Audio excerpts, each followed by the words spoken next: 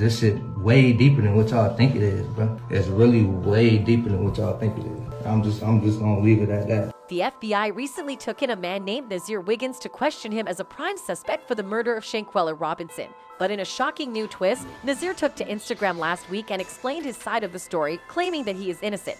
So who do we believe? What actually happened that day in Cabo, and who is to blame for all this? To answer these, we need to break down Nazeer's side of the story and take a deep dive into his version of events.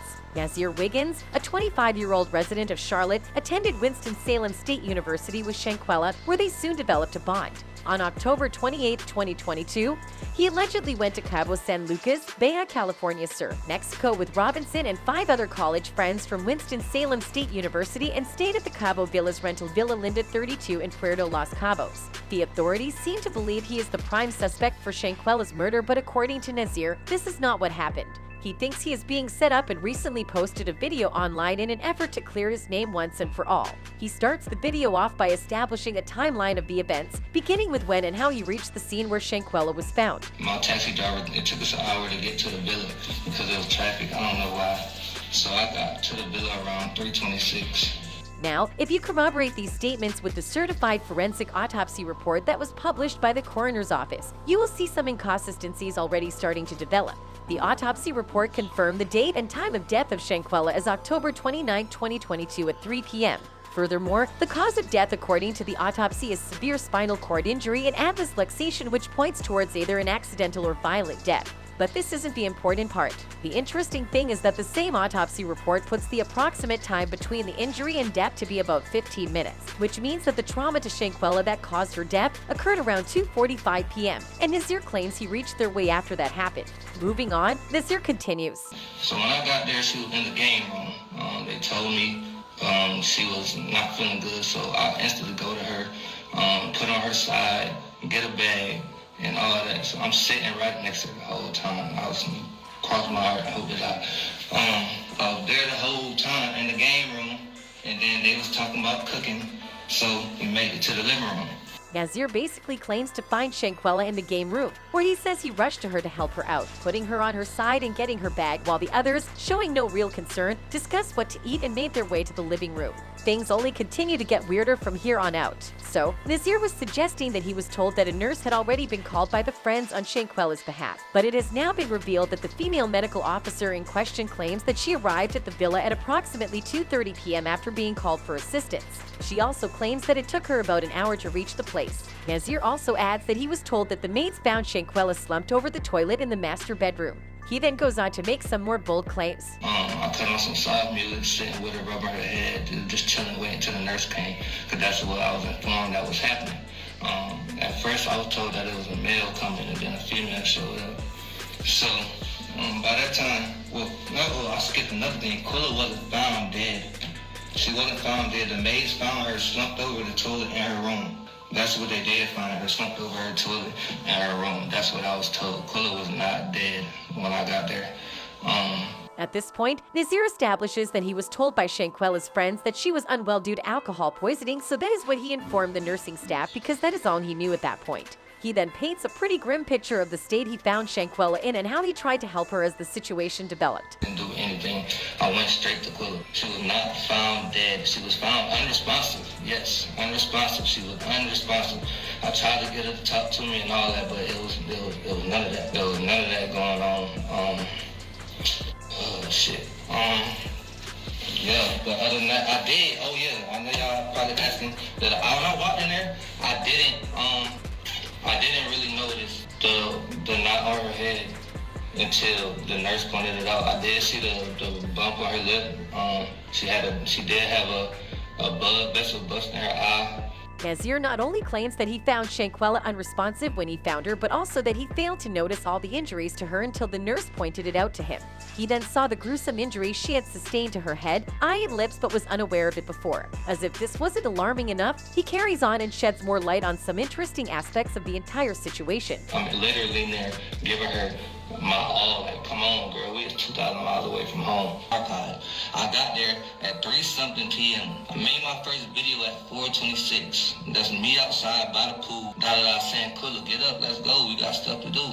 He is basically reiterating the fact that he was completely unaware of the situation and did not know what had happened before his arrival at the location. He again reminds everyone of the time he reached the villa and the time he made his first video from there. This wasn't the only thing he kept reminding everybody about.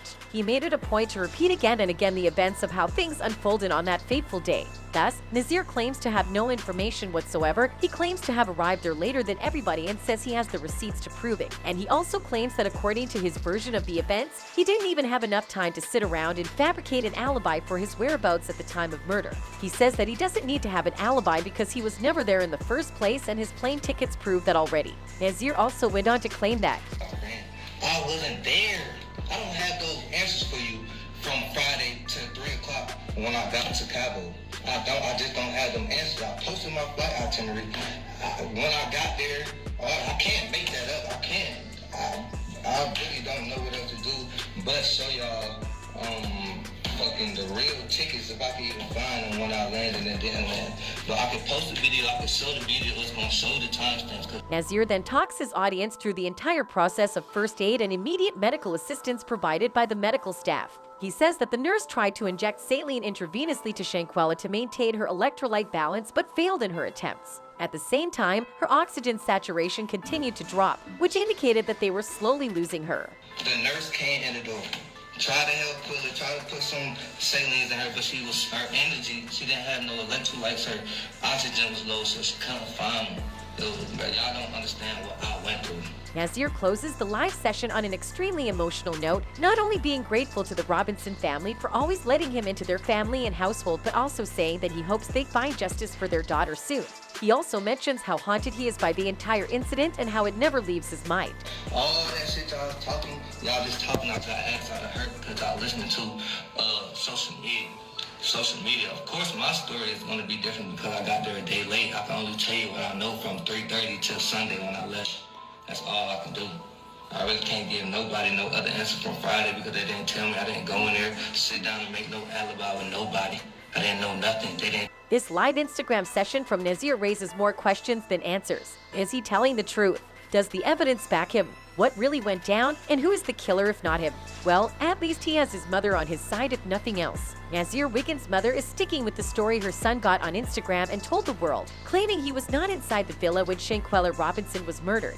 Somebody hopped into Nazeer Wiggins' mother's Facebook inbox, acting like they were really concerned about her son trying to get some tea. His real name has been identified as Tira Dawn Wiggins, and she is the biological mother of Nazeer. She uses Dawn Costner as her Facebook name for whatever reason.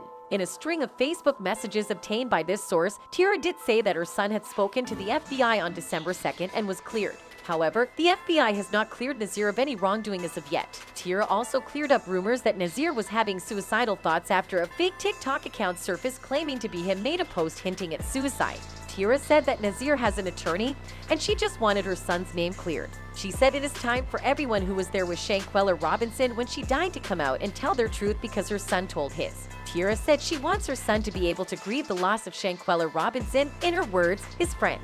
It's unclear if Tira is blowing smoke or if she is serious about what she is saying. Just because you tell the police your side of a story and they leave without arresting you does not mean you have been cleared. The authorities make you think you are cleared, but the evidence must prove that you were not at the scene. In this case, the overwhelming evidence against Nazeer is not helping his case at all. Let's take a look at the official evidence we have. A police report provided by an investigative reporter revealed emergency responders treated Shanquella in her apartment for nearly 3 hours before she died. In that report, police claimed that the alarm was first raised at 2:23 p.m. on October 29th. Just one day after Ms. Robinson and her friends arrived at the luxury resort. A doctor arrived an hour later to find Shanquella verbally unresponsive. Not long afterwards, she suffered a seizure. The police report states that friends refused the doctor's recommendations that Shanquella be transferred to hospital, insisting she remain at the resort. It was only when death appeared imminent that an ambulance was called. Ms. Robinson went into cardiac arrest, after which a doctor reportedly administered 14 rounds of CPR and gave her 5 doses of adrenaline and 6 discharges of a defibrillator. These efforts were in vain, and she was eventually pronounced dead at 5:57 p.m. This 4-hour-long saga seems in direct opposition to the death certificate, which describes Ms. Robinson dying just 15 minutes after suffering a broken neck. Indeed, it's unclear if the doctor who treated Shanquella was aware that she was suffering from a catastrophic spinal injury or whether her friend's insistence that she had alcohol poisoning affected the treatment she was given. Whether you believe in Nazeer's side of the story or the authorities, one thing is certain, the truth will be revealed to the entire world very soon. That's all for today, guys. Thanks for watching until the end, and don't forget to subscribe and like. Goodbye.